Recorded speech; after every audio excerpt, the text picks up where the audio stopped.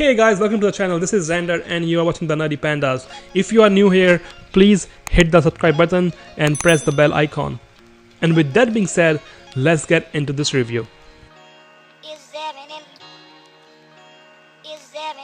The internet is full of mixed reviews and opinions about The Last of Us 2, and if you can't make up your mind if this is a good game for you or not worth your $60, we will now break it down for you, and in the conclusion, we will analyze why you should buy it or why you should not.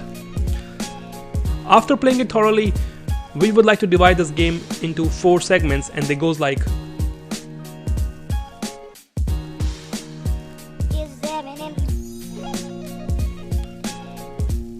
the Naughty Dog's Last of Us 2 doesn't give a full-on gameplay experience to the players. There are more than required cutscenes, and sometimes these cutscenes just drag up to 4 or 5 minutes. Classic Naughty Dog move there. But unlike any other Naughty Dog games, The Last of Us 2 has the longest cutscenes ever. Is it a bad thing? Well, it depends. For us personally, it sometimes irritates because when you take the controller in your hands, you want some action, right? But The Last of Us 2 tests your patience there on so many occasions. On the positive side, the action, the physics, the animation is 10 times better than the first part. So if you love the first part and if you are patient, there's a big chance you can end up loving this game. She fucking killed my dog! She fucking killed you too. Naughty Dog also introduced Lasso feature from Uncharted, so that gives Ellie and Abby more room to explore, which was not a thing in the first part. Though the Lasso thing is not as regular in the game as it is in the Uncharted, but still it unlocks some areas which wasn't possible in the last part.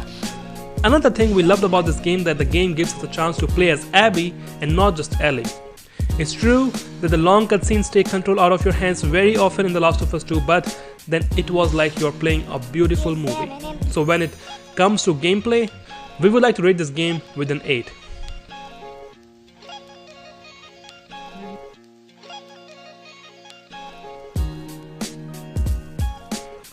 Okay, moving ahead, graphics. This is the one thing where our whole team agreed, and this is the best Naughty Dog games when it comes to graphics. In The Last of Us 2, right from killing random enemies to taking out dogs and zombies, the way the expression changes of enemies around the world in The Last of Us 2 makes it look more real, and which helps a player to feel and engage more through visuals. If graphic matters for you, Naughty Dogs have done a pretty good job there.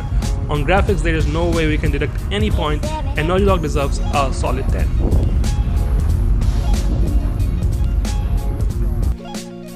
Third thing where we want to take your focus is AI in the game. I will be very blunt, AI in The Last of Us 2 is pretty dumb. You can literally roll in front of enemies and they will not see you. I personally, not even for a single time, find The Last of Us 2 even a little bit challenging. At parts, it was just overwhelmed with enemies, and due to limited resources, it forces you to be creative with your approach about how you will deal with enemies. So challenging part is lack of resources and supplies, not enemies. When it comes to side characters like Dina, Lev or Jesse, it crosses every limit of dumbness. For some reason, AI refuses to see them.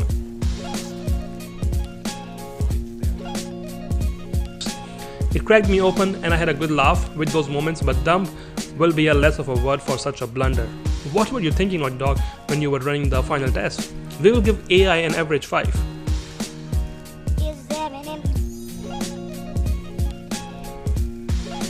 Last but definitely not the least, story. Well, here there's a reason why Mass is divided into 2 segments. Now here, if you are blinded with the love of some characters and you are like, I do not like reasoning, you will hate the writing and game even more, since some characters die which we love from bottom of our hearts. But then it's the writing which also saves you from that feeling of hate. It's the writing of The Last of Us 2, due to which you will be like, what the fuck, why, how and what in the entire game. It is definitely a roller coaster of emotions. And yes, do not even try to play before playing the first part if you do not want to feel like my $60 were wasted. As a solo title, it doesn't make any sense. So yes, first part is very important.